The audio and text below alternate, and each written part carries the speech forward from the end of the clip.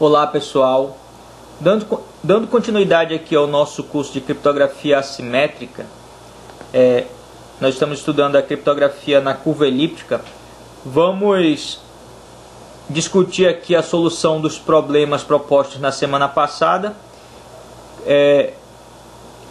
estudar aqui mais alguns problemas relacionados à matemática da curva elíptica e vamos propor mais alguns problemas aqui para serem resolvidos para a próxima semana. Começando aqui com o problema 1, foi solicitado que dentro do campo de ordem P igual a 47, fossem encontrados todos os pontos pertencentes a esta curva elíptica.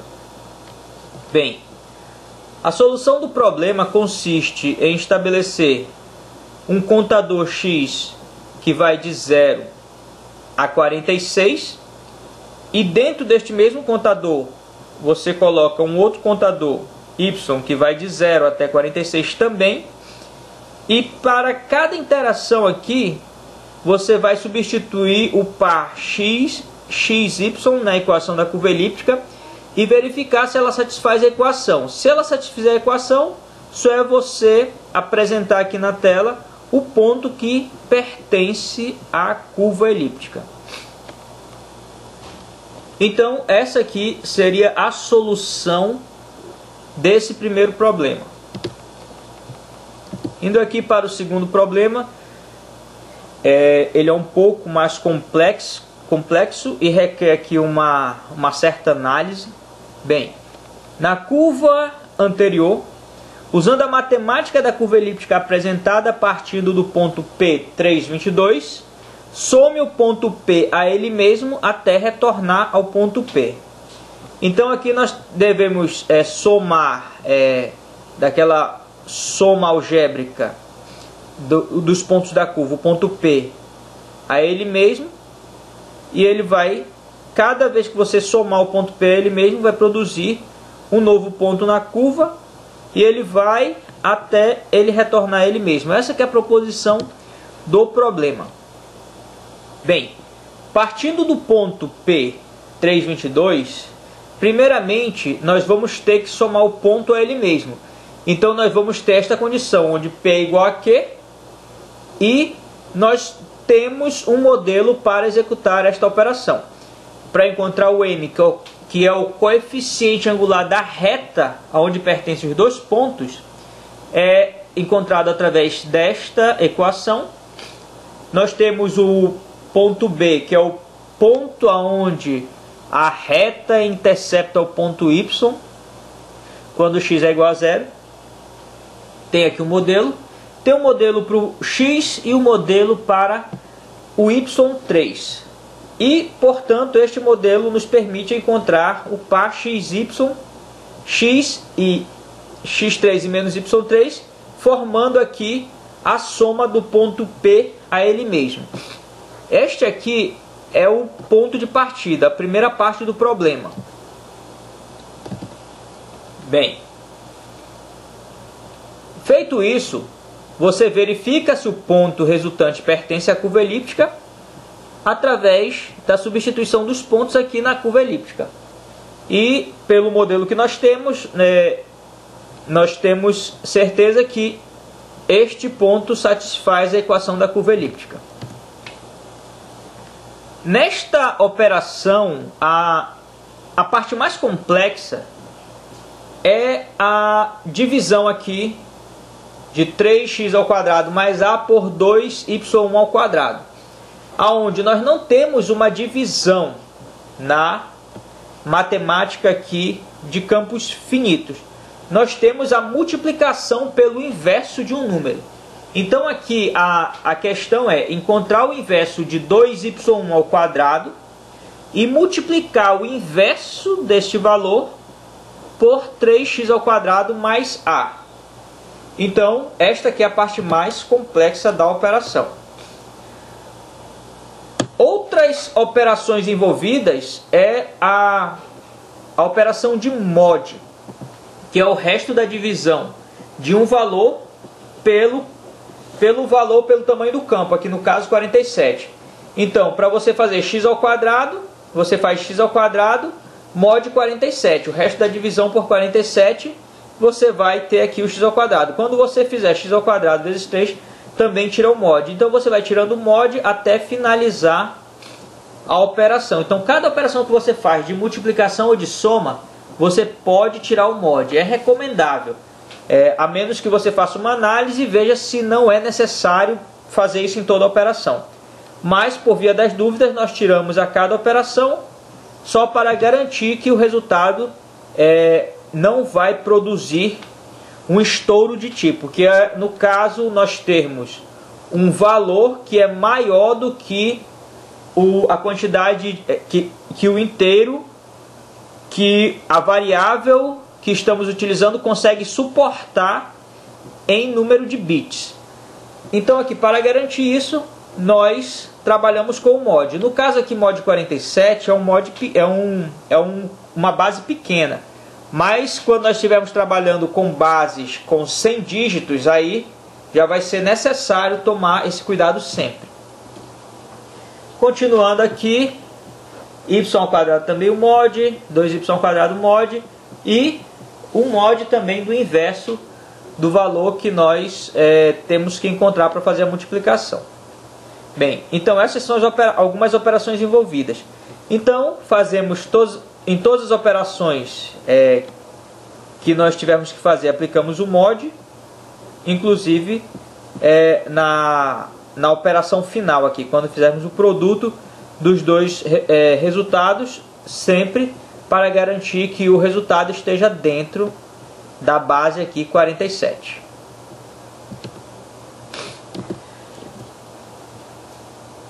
A partir do segundo ponto, ou seja, primeira operação, P mais P, nós chegamos aqui.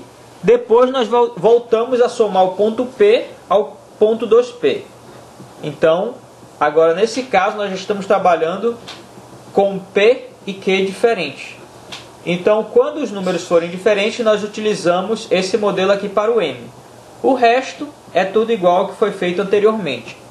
Mas a partir do segundo ponto já utilizamos este modelo. E, como fizemos anteriormente, feito uma soma, uma operação de soma ou multiplicação, nós verificamos se o ponto resultante pertence ou não à curva elíptica em questão. No início de cada operação de soma ou multiplicação de pontos, senhores, é importante realizarmos esta verificação aqui. Se o P é diferente de Q e o x não é igual a x2, nesse caso a soma desses dois pontos vai ser o ponto no infinito. Então, se você garante que ocorreu essa condição, você já tem certeza que o próximo ponto é um ponto no infinito. Da mesma forma, se ocorrer esta condição, y1 igual a y2 que é igual a zero, o próximo ponto será o ponto no infinito. No caso de campos aqui de base prima, nós vamos ter certeza que essa condição não vai ocorrer, porque no caso aqui, o ponto de referência aqui, que seria o ponto zero desse campo, é o 23,5, que não pertence ao campo. Então aqui nesse campo específico, ou em outro campo primo, essa condição aqui não vai ocorrer. Mas para garantir que nós não vamos cometer nenhum erro, é sempre bom verificar ela também. Aí o que acontece? Quando você chegar, vai fazendo a soma de todos os pontos, chegar aqui no último ponto. Nesse último ponto, quando você somar esse ponto ao ponto P, você vai chegar no ponto no infinito. Aí você chegou no ponto do infinito, o próximo ponto que você somar retorna para o ponto P.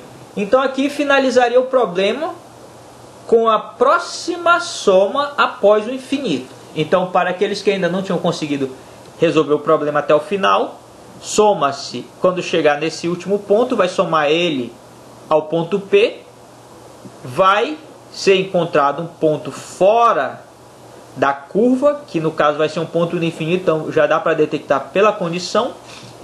O próximo ponto será o ponto no infinito e o ponto no infinito somado ao ponto P volta para o ponto P. Assim finalizamos a solução do problema 2. Bem, se todas as condições anteriores forem satisfeitas, o modelo vai garantir que o resultado pertence à curva elíptica.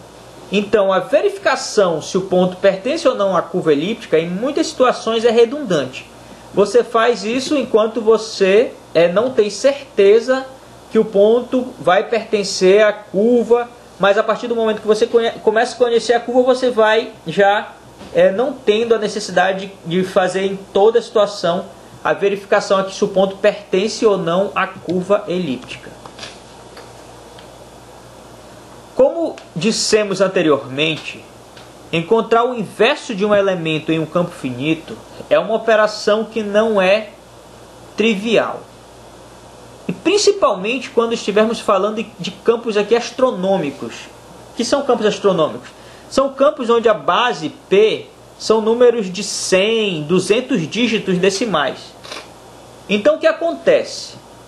Nesse caso, não tem como a gente rastrear todo o campo atrás do inverso, como a gente podia fazer aqui no exercício anterior, fazer uma verificação na força bruta.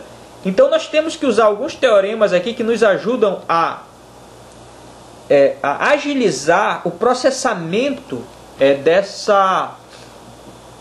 desse elemento, agilizar a determinação deste elemento. Aqui no caso, toda vez que o número não for o número 0, que o valor que nós queremos encontrar o inverso não for o 0 dentro de uma base prima, nós utilizamos o pequeno teorema de Fermat. O pequeno teorema de Fermat é esse aqui. Diz que o número elevado à base menos 1 é igual ao elemento neutro da multiplicação daquele campo. Que no caso, todo campo finito aqui, o elemento neutro é 1, né, senhores? Bem, se decompormos a elevado a P menos 1 em A vezes A elevado a P menos 2, que representam a mesma situação matemática aqui, nós podemos fazer essa decomposição. Isolando A elevado a P menos 2 do lado, nós vamos ver que A elevado a P menos 2 representa o inverso de um elemento que nós queremos determinar o inverso dentro de um campo finito. Então este modelo é utilizado para encontrar o valor inverso de um número dentro de um campo finito.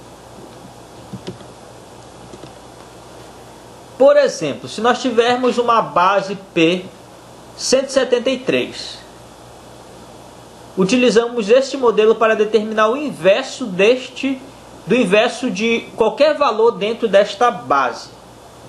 Qualquer valor seria números que vão de 0 a 172. Então nós substituímos o P pelo P aqui da base.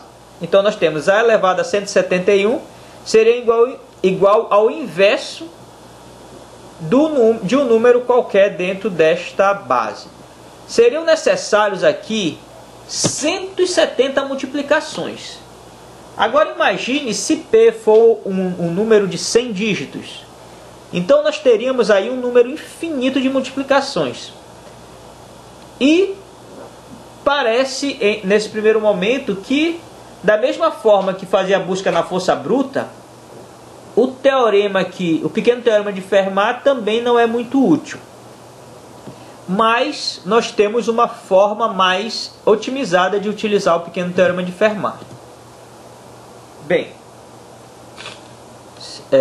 se nós tivermos aqui o expoente 171 e decompor este expoente em soma de potências de 2, nós vamos ter esta distribuição aqui. 128 mais 32 mais 8 mais 2 mais 1 é igual a 171. Então, se nós elevarmos a essa soma de potência de 2, o modelo se torna um produto do número que nós queremos encontrar o inverso elevado a potências de 2. Isso facilita muito a resolução do problema. Por quê? porque em vez de fazer 170 operações de multiplicação de A por ele mesmo, agora, nesse esquema, nós precisamos fazer 11 operações de multiplicações. Ah, mas aqui nós temos A elevado a 128. Como nós chegamos a A elevado a 128 em apenas 11 operações? Bem, temos a seguinte situação. Para sair de A a elevado a 128, então nós vamos ter que multiplicar. Fazer A elevado a 2, depois A elevado a 2 elevado a 1, A elevado a 2 elevado a 3, A elevado a 2 elevado a 4, e assim sucessivamente. Então, basta multiplicar, aqui no caso, para sair de A para A elevado ao quadrado, temos A vezes A, então dá A ao quadrado. Para sair de A ao quadrado para A quarta, então nós multiplicamos A ao quadrado vezes A ao quadrado, A quarta. Para chegar a A elevado a 8, A quarta, A elevado a 8. Então aqui nós precisamos de 1, 2, 3, 4, 5, 6, 7 multiplicações para chegar a A elevado a 128.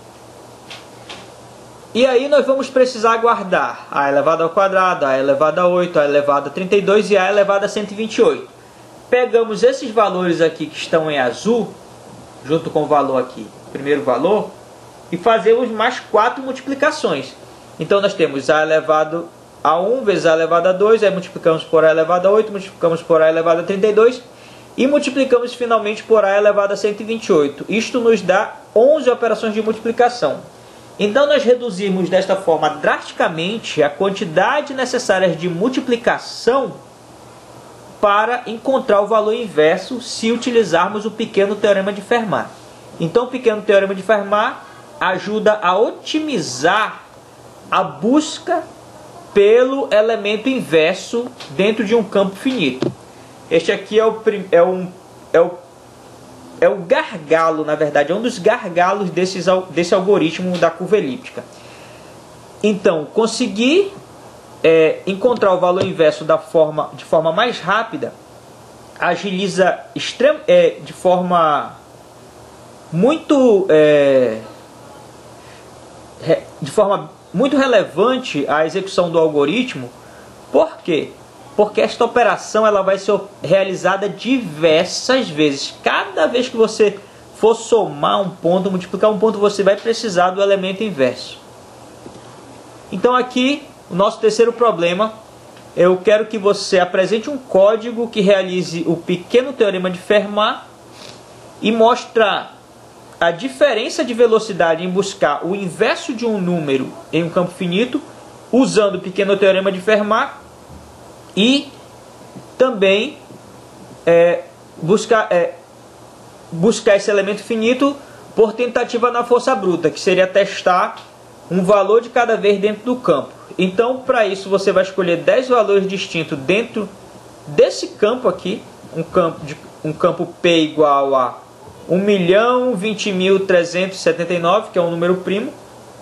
Ele é um número primo de 20 bits.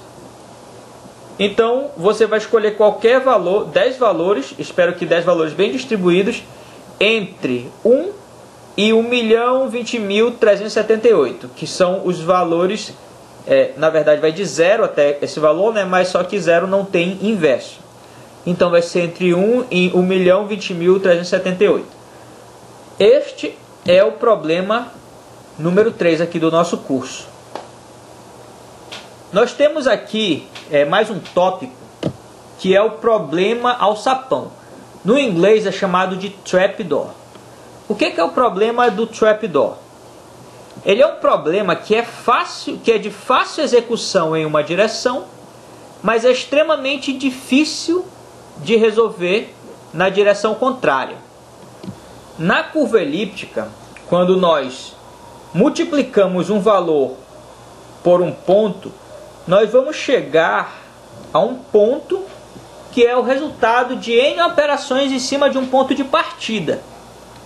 Bem, encontrar o ponto P de N, quando você conhece P e N, é uma operação que não é trivial, mas ela é relativamente de fácil execução computacional.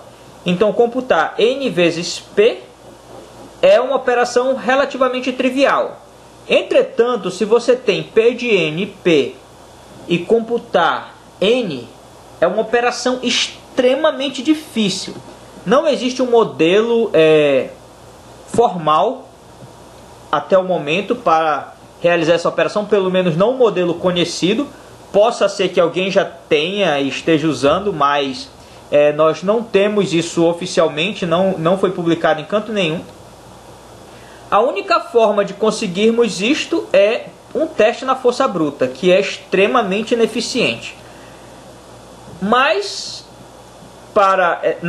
também é claro que se a base for pequena, isso aqui não adianta de nada. Isso é um problema, é uma ferramenta utilizada apenas quando nós temos uma base P gigantesca, com números da ordem de 100 dígitos decimais, e um N também da ordem de 100 dígitos decimais, porque aí fica computacionalmente inviável tentar encontrar o valor de N. Se esses valores forem pequenos, aí não seria computacionalmente inviável encontrar este valor, mesmo na força bruta. Aqui nós temos P, como nós já fizemos anteriormente, é um par XY dentro da base prima.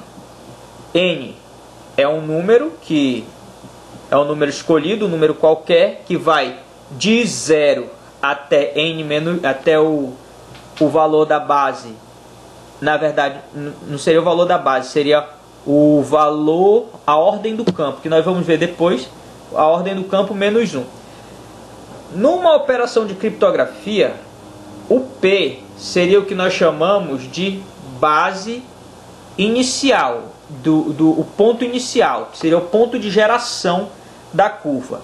N, ele seria o que nós chamamos de chave privada, e o PN é a chave pública.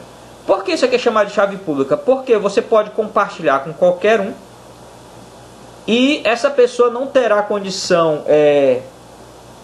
condição computacionalmente viável de descobrir facilmente o valor de N, mesmo ele sabendo o valor de P, como nós já comentamos aqui.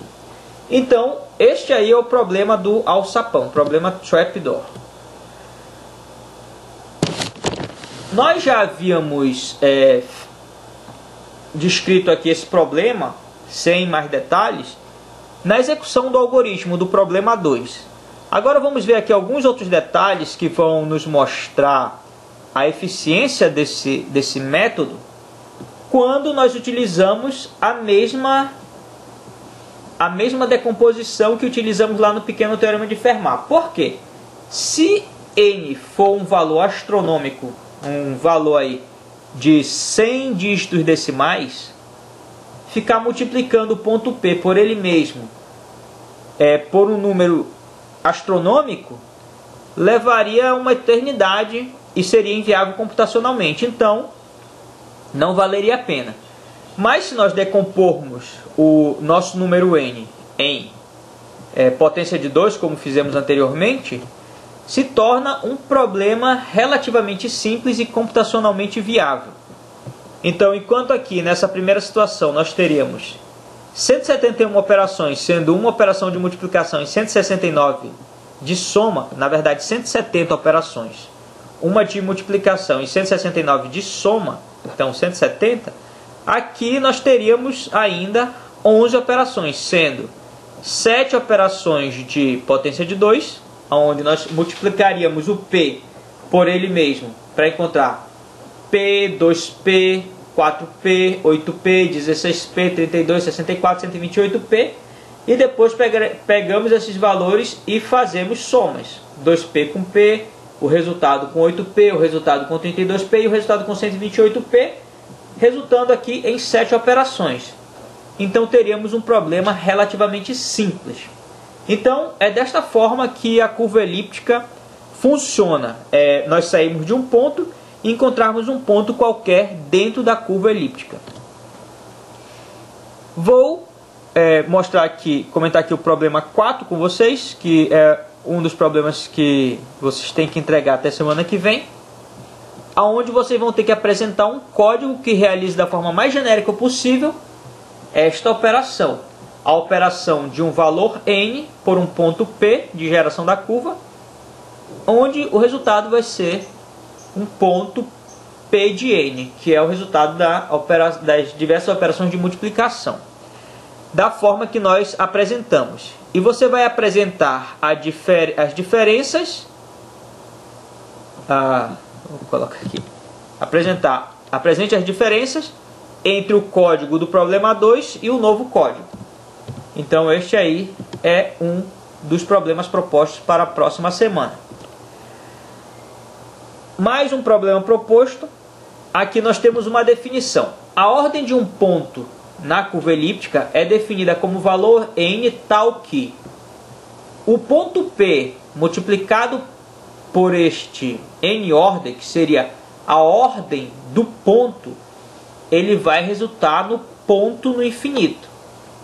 Então, para você encontrar n order, basta multiplicar P por ele mesmo e verificar qual o ponto que vai levar P, P vezes n order ao infinito. Então, essa aqui é a definição da ordem do ponto, de um ponto qualquer na curva. Para a curva elíptica do problema 1, você vai apresentar a diferença de velocidade de execução dos códigos dos problemas 2 e 4, utilizando... que está atrapalhando esse Windows, mas vamos lá. Você vai utilizar você vai apresentar a diferença de velocidade dos problemas 2 e 4 utilizando 100 n orders mais 2, que no caso aqui vai ser na curva elíptica o ponto 2P. Mas você não vai tirar o mod dessa operação, porque a intenção aqui é você demonstrar o quão mais rápido o algoritmo com as instruções apresentadas na aula de hoje executa mais rapidamente do que aquele que você deve ter feito da aula passada. Então, 100 n orders é uma quantidade razoável de execuções, isso para você mostrar a diferença entre os dois métodos. E neste ponto, o seu algoritmo de execução da curva elíptica, ele vai estar razoavelmente otimizado para curvas elípticas com bases pequenas, e se funcionar para bases pequenas, ele vai funcionar para bases astronômicas também. Você só vai ter que tomar cuidado com o tipo de variável que você vai utilizar. Mas isso aí vai ser uma discussão para a nossa próxima aula. Então, espero que vocês consigam executar os problemas propostos desta semana e fico aguardando aí um feedback da turma. Até a próxima semana, pessoal.